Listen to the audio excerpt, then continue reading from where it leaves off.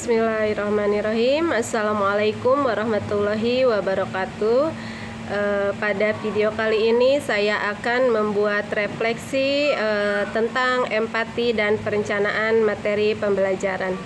Perkenalkan, nama saya Ratna Ningsih. Saat ini saya bertugas di SDN Cibatok 03. Alamat tempat tugas saya saat ini di Jalan Raya Cibung Bulang, kilometer 18, Desa Cimanggu 2, Kecamatan Cibung Bulang, Kabupaten Bogor, Provinsi Jawa Barat. Tujuan pembuatan video refleksi ini yang pertama agar dapat memahami empati dan perkembangannya. Selanjutnya tentang bagaimana dapat mengetahui empati dalam pembelajaran. Dan terakhir dapat mengetahui bagaimana menerapkan empati di ruang kelas. Berikutnya, apa hal yang saya pelajari tentang empati dan perencanaan materi pembelajaran. Definisi empati sendiri di sini yaitu kemampuan untuk memahami perasaan, pikiran, dan keinginan orang lain. Perkembangan empati selanjutnya ada 4 tahapan. Yang pertama, empati global. Pada tahapan empati global ini di usia 0 sampai 1 tahun. Berikutnya empati egosentris. Di tahapan empati egosentris ini terjadi pada anak di usia di bawah 5 tahun.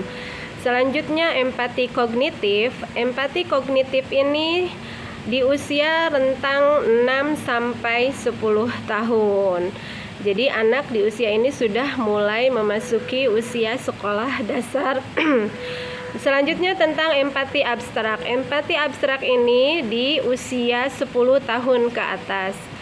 Berikutnya tentang bagaimana lembar aksi 1 membantu saya untuk melatih empati. Empati dalam pembelajaran mencakup hal-hal tentang bagaimana mengerti perasaan orang lain, bagaimana bisa menerima orang lain dengan apa adanya, dan bisa memandang suatu keadaan dari sudut pandang orang lain. Selanjutnya, bagaimana bisa mengantisipasi situasi dengan dapat memiliki atau menentukan sikap yang sesuai. Selanjutnya, tentang apa tips saya untuk para pengajar menerapkan empati dan perencanaan materi pembelajaran. Ada beberapa hal yang bisa kita lakukan untuk bisa menerapkan empati dan perencanaan materi pembelajaran.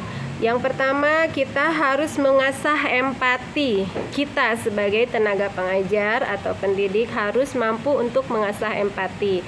Apa saja hal-hal yang bisa kita lakukan untuk dapat mengasah empati? Yang pertama, kontak mata. Jadi kita sebagai pendengar yang baik saat mendengarkan orang lain berbicara, upayakan untuk menatap wajahnya. Itu hal yang sangat penting dan menjadi poin pertama. Berikutnya yang kedua, respon yang sesuai. Yang dimaksud di sini tentang respon yang sesuai adalah ketika kita mendengarkan orang lain ketika berbicara, maka pandangan mata kita itu tidak melihat ke sekeliling kita. Selanjutnya tidak pula kita melihat jam di pergelangan tangan kita. Jadi harus ada respon yang sesuai ketika kita mendengarkan orang lain berbicara. Selanjutnya yaitu menghindari gangguan. Yang dimaksud dengan menghindari gangguan di sini yaitu kita harus mencari tempat yang tidak bising atau tidak berisik ketika menjadi penyimak. Selanjutnya yaitu mengajukan pertanyaan. Dalam konteks mengajukan pertanyaan ini, jika ada informasi yang kurang jelas ketika kita menyimak atau mendengarkan orang lain, maka kita bisa meminta pernyataan atau pembicaraan tersebut diulang atau disampaikan kembali, ya. Berikutnya yaitu tentang yang kelima, parafrase. Parafrase di sini yaitu mengulang atau sesekali pernyataan lawan bicara itu kita ulangi. Jadi apa yang disampaikan kita mengulang kalimat yang diutarakan oleh komunikan ya. Yang keenam yaitu tidak memotong pembicaraan. Yang selanjutnya transisi peran. Di sini yang dimaksud dengan transisi peran yaitu menyampaikan perasaan kita ya dan kondisi kita saat berada di posisi atau situasi lawan bicara. Dan terakhir, sebagai penutup, saya mengajak kepada para guru untuk mengikuti BIMTEK seri Semangat Guru 2, kompetensi non-teknis pendukung implementasi kurikulum merdeka, pada laman Guru Belajar dan Berbagi kemendikbud.go.id. Terakhir, saya ucapkan terima kasih. Wabillahi taufiq walhidayah. Wassalamualaikum warahmatullahi wabarakatuh.